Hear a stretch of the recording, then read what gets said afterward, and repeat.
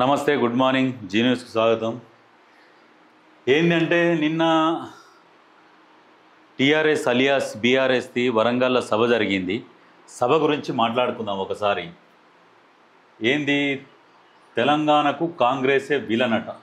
తెలంగాణకు ఆనాడైనా ఏనాడైనా number 1 Congress party అని భారత రాష్ట్ర సమితి కల్వకుంట్ల చంద్రశేఖరరావు అంటుండు. ఎందుకంటే ఆనాడైనా ఏనాడైనా పేద ప్రజలకు ప్రతి ఒక్కరికి పథకం అందిందంటే కాంగ్రెస్ ప్రభుత్వంలోనే అందింది. వాస్తవం మాట్లాడుకోవాలంటే గోల్మాల్ చేయడం అంటే నీకంటే ఎక్కువ గోల్మాల్ ఎవరు చేసిండు చెప్పు? ఏవేవో మాటలు చెప్పినావు, రకరకాల ముచ్చట్లు ఏవేవో చెప్పినావు. లాస్ట్ గోల్మాల్ చేసి అప్పుడు అధికారంలోకి వచ్చి 5 సంవత్సరాలు ఉత్తగా పబ్బం గడిపినావు. ఇప్పుడే వస్తుంది మిగులు బడ్జెట్ ఉన్న రాష్ట్రాన్ని కూడా ఇంకా అప్పుడే వస్తుంది. అప్పుడే ఏడికెళ్ళైతే జర ఆగురి చేద్దామని 5 ఏళ్ళు పబ్బం గడిపినావు. అప్పులు ఇప్పుడు ఉన్న ప్రభుత్వానికి అప్పుల కుప్ప మూటప్ప చెప్పి ఇంకా చేయలేదని మాట్లాడతారు. సిగ్గుండాలి. మీ సభలో మీరు మాట్లాడింది ఏముంది? మీరు చేసిన గొప్పలు చెప్పుకోవాలరా నాయన అంటే ఎంతసేపటికి ఆయన అవి ఇస్తానడు కదా, ఈయన ఇయ్యలేదు కదా, ఇది ఇస్తానడు కదా, ఇదా మీరు మాట్లాడుకున్నది? అయినా మీ రజతోత్సవ సభ అంటే ఇప్పుడు మీరు జై తెలంగాణ అనే స్లోగన్ అంటారు. జై తెలంగాణ అనే జై భారత్ అనొచ్చు కదా. భారత రాష్ట్ర సమితి కదా మీది, జాతీయ పార్టీ కదా. మీ పార్టీ నుంచి మరి వివిధ రాష్ట్రాల నుంచి కూడా ప్రముఖులను పిలుచుకోవాలి కదా. మరి మీ సభకు ఎందుకు పిలుచుకోలే? మీ సభ దేశ రాజధాని ఢిల్లీలో పెట్టాల్సిండే. మరి మీది జాతీయ పార్టీ కదా. ఇవన్నీ ప్రశ్నలు తలెత్తుతూనే ఉంటాయి. కమిషన్లు తీసుకోవడం, సంచులు మోయడమే ఆ పార్టీ పని. మీరు ఏ కమిషన్లు తీసుకోలే, ఏ సంచులు మోయలేదు. మీరు పారా తట్ట నెత్తిలో పెట్టుకొని కష్టపడి మీరు ఈ పరిపాలించారు తెలంగాణ ప్రజలని. సిగ్గుండాల మాట్లాడుతుంది. మరి ఏడికెళ్ళి వచ్చినాయి ఆ 440 ఎకరాల ఫామ్ హౌస్? ఏడికెళ్ళి వచ్చింది? మరి జైరాబాద్లో ఉన్న ఫామ్ హౌస్ ఏడికెళ్ళి వచ్చింది? జన్వాడ ఫామ్ హౌస్ నీ కొడుకుకి ఏడికెళ్ళి వచ్చింది?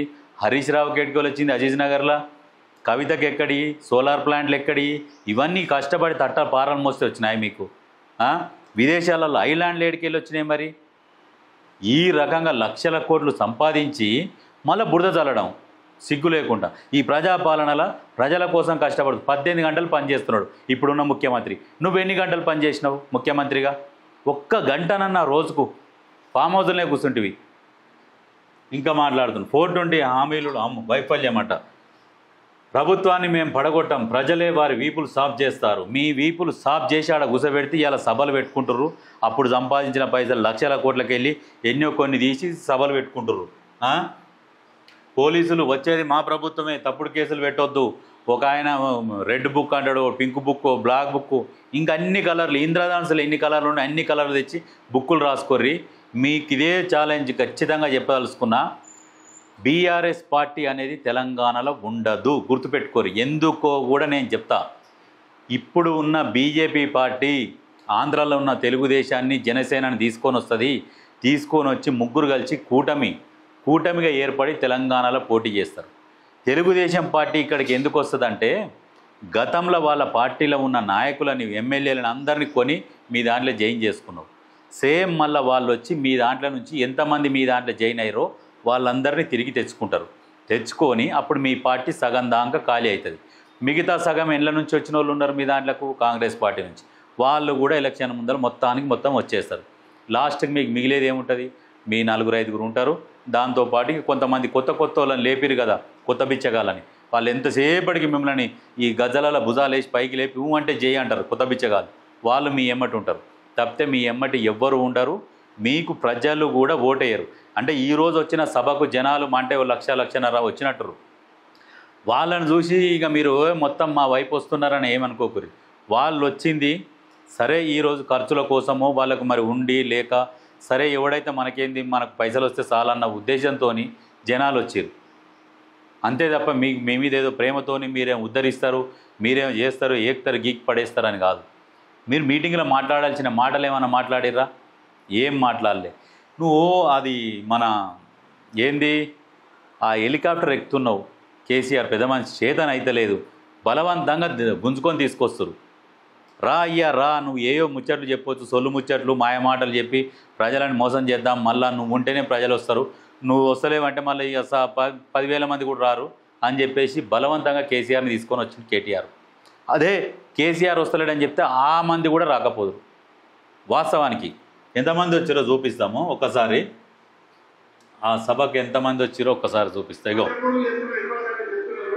చూడురి కుర్చీలు.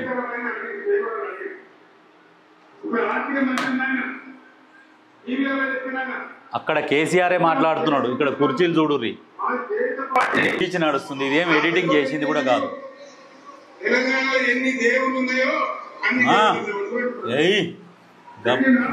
గప్పాల ఎల్లిగానికి 7 కొట్టాలు 3 దునపోతులు. ఇదే ఇక ఇయే గప్పాలు ఇక గప్పాలు కొట్టి ఇక వస్తాడు ఇక ఇక ఇక ఏనుగు పెడుతుంది గంటగా. ఇక అట్లా ఈయన చెప్తాడు రుణమాఫీ చేయలేదు అట్ట. రుణమాఫీ నువ్వు చేసినావు, 10 సంవత్సరాల నుండి రుణమాఫీ అన్న చేసినావా? దరిద్రంగా అసలు మాది నోటికి ఏది వస్తుంది అనాల్సి వస్తుంది. ఎంతసేపటికి రెన్యువల్ చేసుకోరి పోర్రి వేసినాం, 10,000 వేసినాం, మిత్తిలు కట్టించుకున్నాడు, మళ్ళీ ఎలగొట్టుడు. ఎన్నడు నువ్వు రుణమాఫీ చేసింది?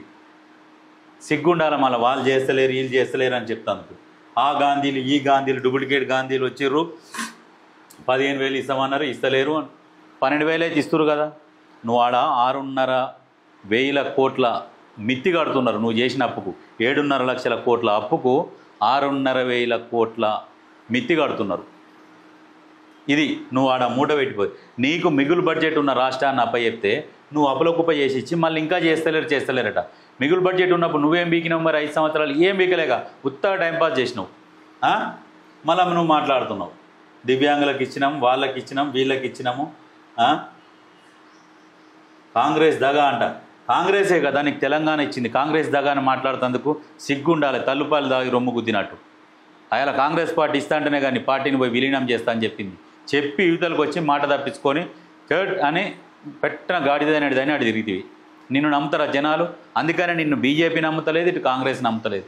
నిన్ను లాస్ట్కి ఏం చేస్తారు? మొత్తం పాతాళానికి దొక్కుతారు. ఇది మాత్రం 100%. అసలు ఎవరు ఏ పార్టీ ఉన్నా సంబంధం లేదు. కానీ నిన్ను ఏ జాతీయ పార్టీ నమ్మకనే కదా నువ్వు తృతీయ ఫ్రంట్, మూడో ఫ్రంట్, దేశంలో అన్ని ఎలక్షన్లు వస్తే నేనే ఖర్చు పెట్టుకుంటూ అందరికీ అని మాట్లాడినావు.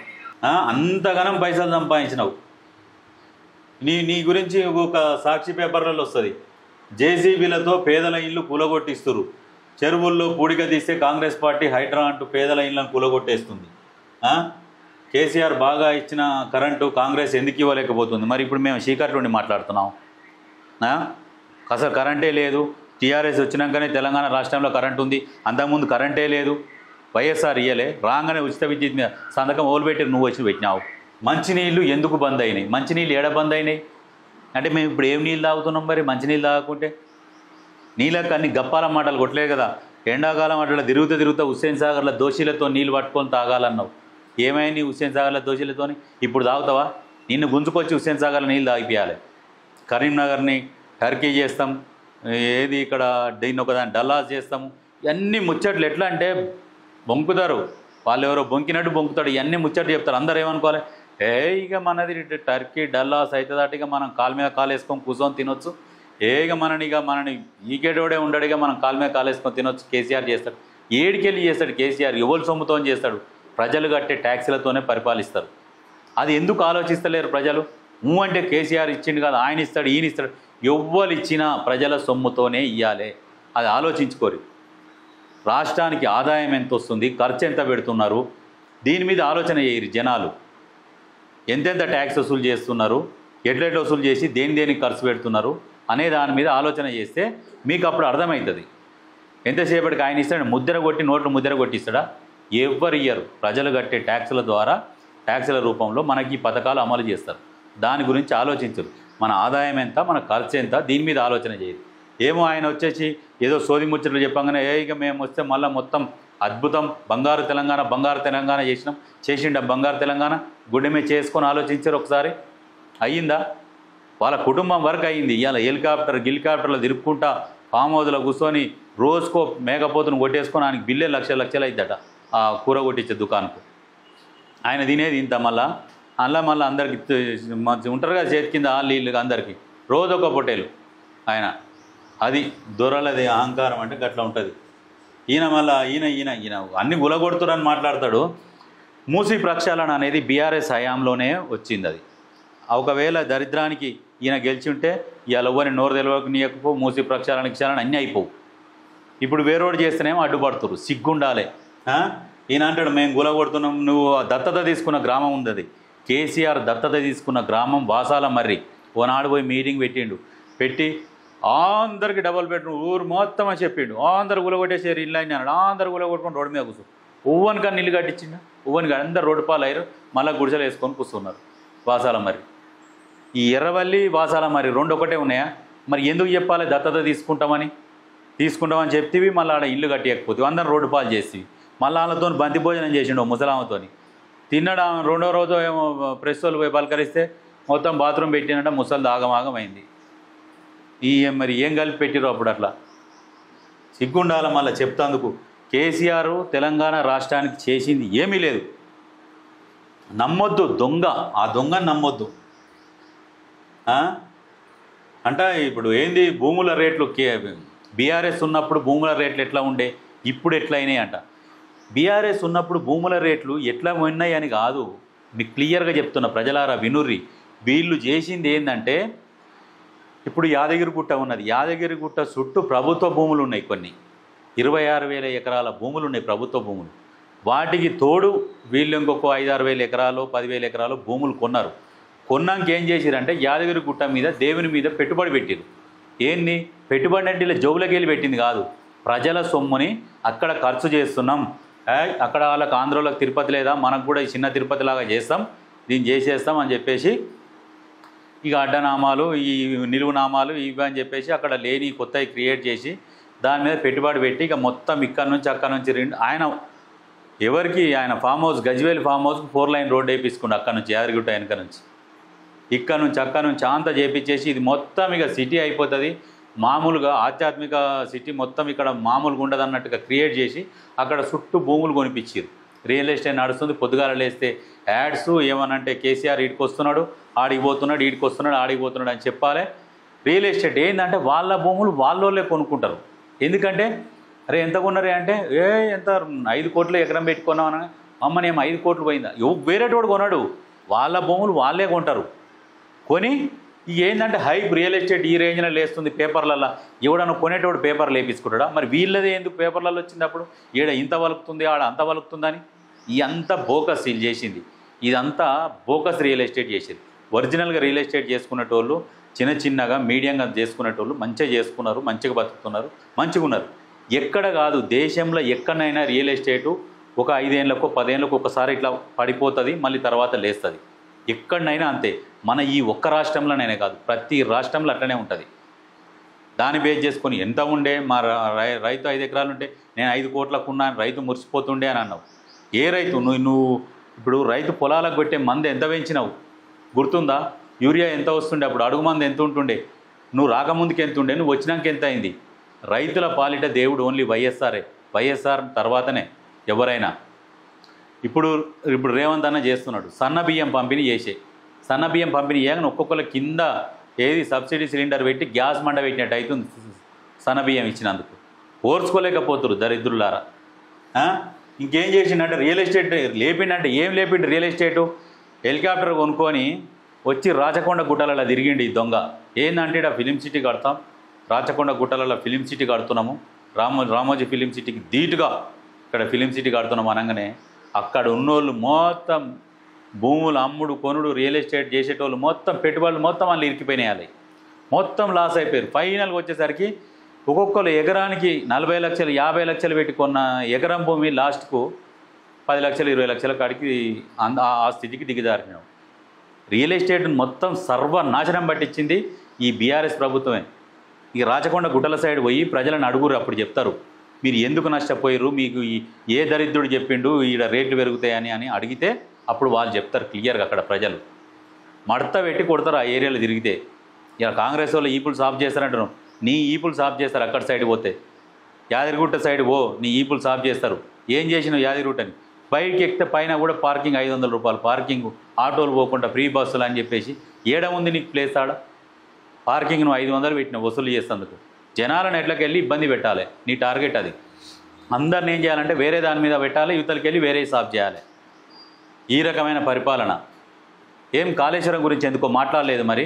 అంత పెద్ద కాళేశ్వరం హరీష్ రావు కూడా మాట్లాడగా 243 కిలోమీటర్ల టన్నెలు ఇది అది 21 బాహుబలి పంపులు, ఎత్తిపోతలు, లిఫ్ట్ ఇరిగేషన్ అన్నీ మాట్లాడారు. మరి ఎందుకో సభలో మాట్లాడలే కాళేశ్వరం గురించి? ఎందుకంటే అది ఊలిపోయింది, అది 7 పిల్లర్లు గుంగినాయని మీకు తెలుసు.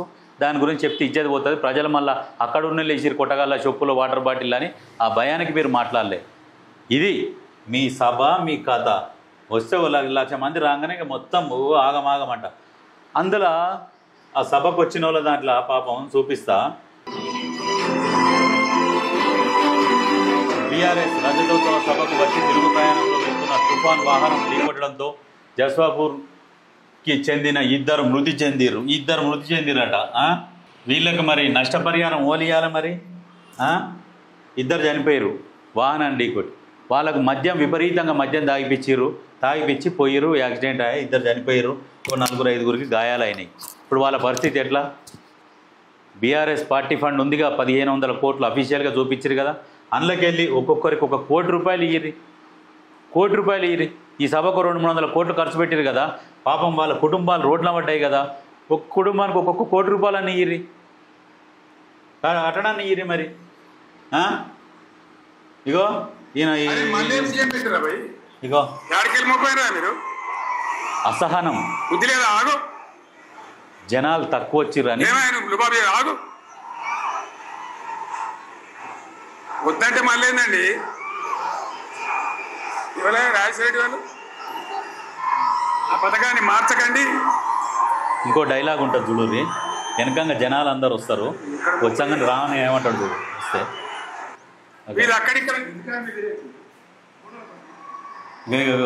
మల్లారెడ్డి చూడు ఎట చూస్తుండవు. మల్లారెడ్డి చూడు ఎట చూస్తుండవు. మల్లారెడ్డి ఎప్పుడైనా టీడీపీలోకి పోతాడు. కానీ ఏందంటే ప్రెస్టేషన్, జనాలు రాలేదు, నన్ను అనవసరంగా పిలుచుకొని వచ్చిర్రు, ఏంది ఈ పరిస్థితి? ఈడ చూస్తేనేమో 10 లక్షలని ముచ్చట చెప్పారు, అందరు వస్తారని. లాస్ట్కి వస్తారు ఇక్కడ 1,00,000-1,50,000 మంది జనాలు లేకపోయా. ఆ ప్రెస్టేషన్లో మన పెద్ద సార్ అట్లా అంటుండు. ఇంకా ఆయనను సార్ అని పిలవాలంట, పెద్ద సార్ అట్లా అంటుండు. అది ఏంటంటే ఎంతసేపటికి బలవంతంగా తీసుకొచ్చిర్రు. నువ్వు వచ్చి ఆ దొంగ మాటలు లంగ మాటలు చెప్తావుగా జనాలకు, అయ్యే మాటలు చెప్పిపోదురా, మేము చెప్తే నమ్మతలేరు అన్న కాడికి పెద్ద మనిషిని బలవంతంగా తీసుకొస్తారు. వాస్తవానికి రాజకీయాలల్లో ఎప్పటికీ ఇంకా ఉండడు. ఇది మాత్రం 100% వాస్తవము. కేసీఆర్ అనే వ్యక్తికి రాజకీయాలు తెలంగాణలో సాధించుకుంటుండు. 100% ఇది వాస్తవం. ఎందుకంటే పెద్ద మనిషికి నడవడానికి కూడా వస్తలేదు. ఆ హెలికాప్టర్ ఎక్కేటప్పుడు చూసిరు కదా, చూపిస్తా నా గురి.